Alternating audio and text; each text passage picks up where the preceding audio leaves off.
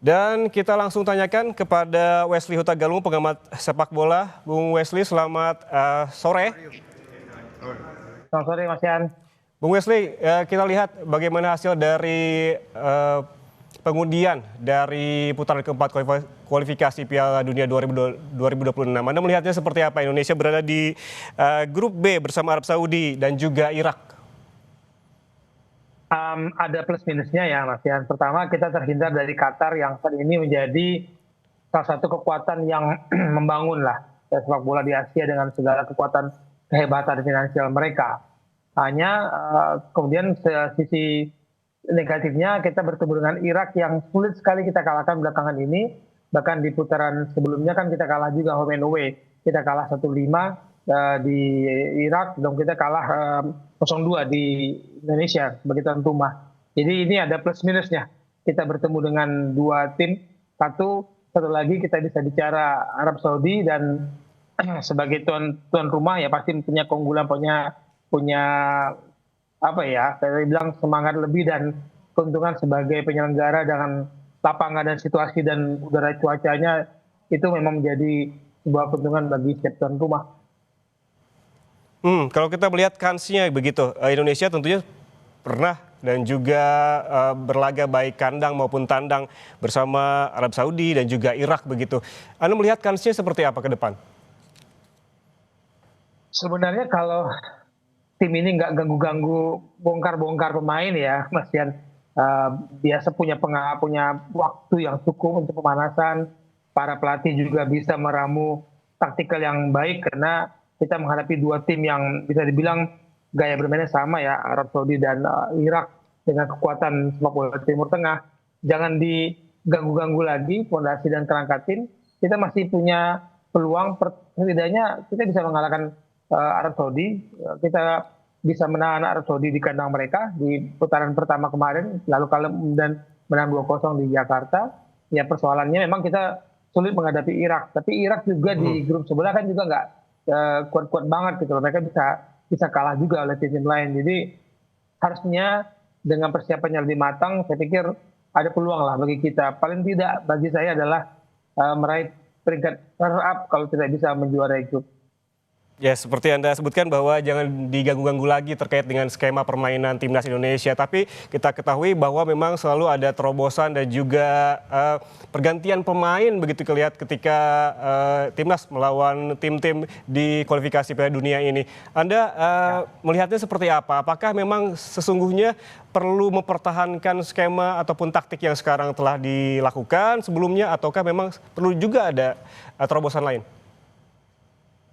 Setiap tambahan kekuatan adalah sebuah keuntungan ya Mas Yan. Tapi dalam sepak bola Anda harus punya kerangka tim dulu. Penambahan pemain baru itu bisa menjadi penguat ya. Bukan kemudian kerangka ini berubah lagi setiap ada pemain baru, nanti tambah lagi pemain naturalisasi, tambah lagi diaspora, bongkar lagi gitu. Nah sekarang kan isunya bahkan sampai ketum federasi yang menyampaikan bahwa oleh Romani cedera dan harus operasi dan sulit membela Indonesia di Oktober nanti. Ini ada sebuah ketakutan bagi saya kalau narasi komunikasinya, bahkan seorang ketum federasi menyampaikan kondisi pemain yang cedera itu kan sebuah wujud kekhawatiran kita. Nah kalau ada tambahan lagi 2 atau 4 lagi pemain dari diaspora naturalisasi, ini pasti akan menyulitkan Patrick Kluivert dan timnya karena tidak ada waktu untuk melakukan pertandingan uji coba, membangun chemistry di antara mereka. Yang sekarang aja masih terus cari-cari chemistry kan, karena nambah lagi orang baru. Ya kalau kita melihat jadwal terbaru ya Bung Wesley, ini Indonesia akan bertemu Arab Saudi pada 8 Oktober 2025. Berarti sebetulnya ini waktunya bisa dibilang pendek sekali juga tidak, panjang sekali juga tidak begitu. Apa yang perlu dilakukan oleh Patrick Kluivert mengingat jarak waktunya pun begitu cukup bisa berlatih begitu atau dimaksimalkan? Iya, 8 Oktober adalah sebuah pertandingan yang pembuka melawan Arab Saudi. Tapi ingat, di dalam negeri tanggal 8 Agustus kompetisi sudah jalan, sudah mulai. Semua pemain tim nasional akan membela klubnya masing-masing. Di Eropa sana juga sudah mulai. Agustus membela klub masing-masing. Otomatis waktu yang mereka miliki hanya ketika break kompetisi internasional ini mungkin berapa hari yang mereka miliki seminggu sudah maksimal untuk berkumpul dan meracik lagi kebiasaan-kebiasaan untuk menghadapi lawan-lawan yang di depan mata. Arab Saudi lah paling tidak dahulu ya. Kita lupakan dulu Irak karena fokus dulu menghadapi Arab Saudi. Waktunya kan tidak banyak. Mereka berkompetisi semua di klub masing-masing. Nah ini yang saya katakan Oktober memang masih lama waktunya. Tapi pemain sudah berjibaku di klubnya masing-masing. Untuk berkumpul bersama timnas, waktu seminggu sudah baik sebelum bertanding. Mhm. Melawan Arab Saudi pada 8 Oktober, kemudian melawan Irak pada 11 Oktober, ini waktunya sangat singkat begitu. Sebetulnya apa yang perlu dipersiapkan baik secara fisik dan juga strategi utamanya tuh apa ya Bung Wesley menurut Anda? Kalau fisik saya berharap karena mereka sedang dalam peak performance di kompetisi harusnya nggak ada masalah ya Mas Yan.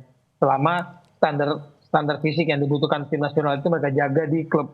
Dulu-dulu kan kita selalu dihadapkan pada berita ketika pemain bergabung ke tim nasional, itu fisik mereka itu jauh di bawah standar untuk bermain di sepak bola internasional, pertandingan-pertandingan antar negara. Jadi ini paling tidak kita harap itu dulu. Yang kedua bagi saya adalah mental, bahwa mereka sudah membuktikan bisa mengalahkan tim Arab, bisa mengalahkan Arab Saudi, bisa mengalahkan Bahrain kemarin di putaran ketiga. Jadi mental ini harus dipupuk dan diikuti oleh fisik yang kuat. Baru kemudian ini diramu dengan tactical game, racikan strategi oleh pelatih untuk memainkan komposisi yang pas dan tepat, dan siapa yang akan memain sebagai pemain pengganti nanti ya sebagai pengejut. Karena bagi saya pelatih harus mempunyai strategi kejutan ketika dia melakukan pergantian pemain. Biasanya kan di menit 60-an nanti di babak kedua ada pergantian pemain dan itu mengejutkan. Tapi tidak boleh dikejutkan dulu di awal-awal pertandingan oleh lawan. Kita kebobolan banyak, susah. Kalau kita sudah kebobolan lebih dari 2 untuk memberikan kejutan di babak kedua, itu rasanya kan sulit Mas Yan. Ya kalau kita melihat gaya permainan dari Arab Saudi begitu yang agresif dan juga terus menyerang begitu. Apa idealnya yang perlu dilakukan oleh timnas Indonesia? Apakah mengimbangi dengan bertahan atau sama-sama agresif juga menyerang, Bung Wesley? Bermain menyerang, bertahan pasti ada pilihan-pilihan dan konsekuensi yang dilakukan oleh para pelatih. Cuman kalau melihat gaya bermain era Patrick Kluivert dan era Sintayong kan ada perubahan. Nah, di era Patrick Kluivert mencoba menguasai bola bermain dari tengah dan sedikit kalau saya katakan mengurangi daya ledak kita di sisi kiri kanan sayap-sayap. Kita kan terkenal pemain Indonesia itu terkenal dengan cepat. Nah, bagi saya ada baiknya bila Patrick Kluivert dan Alex Pastur dan tim pelatih itu bisa mencari komposisi yang pas yang ideal, karena menghadapi Arab Saudi mereka pasti memainkan bola-bola silang, bola jauh ke dalam garis pertahanan kita dan bola-bola silang itu berkali-kali terjadi dan itu selalu merepotkan kita. Saya harap tim pelatih sudah punya anti teori untuk mengantisipasi bola-bola silang yang akan sering terjadi di garis pertahanan kita. Ya menurut Anda dari jajaran pemain timnas Indonesia siapa yang menjadi pemain kunci begitu nanti yang akan menghadapi Arab Saudi?